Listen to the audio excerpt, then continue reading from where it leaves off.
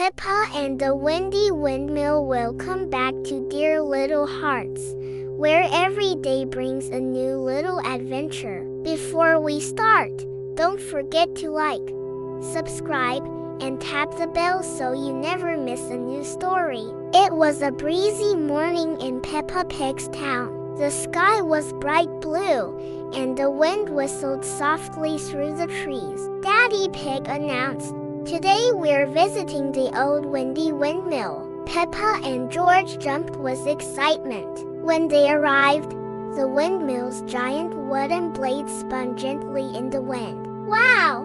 Peppa gasped. George giggled. "Spin, spin!" Inside, Grandpa Pig showed them how the windmill helped grind wheat into flour. But suddenly, whoosh! A strong gust of wind began blowing harder and harder. The windmill blades spun too fast. "Oh dear," Grandpa Pig said. "If it keeps spinning like this, the windmill might break."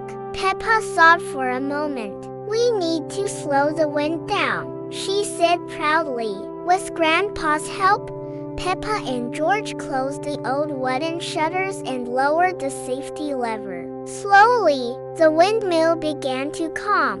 Grandpa Pig smiled. "Wonderful teamwork, Peppa and George." They finished the visit by making warm pancakes using the flour the windmill processed earlier. Peppa laughed. "Windy days make yummy pancakes." George added, "Yummy."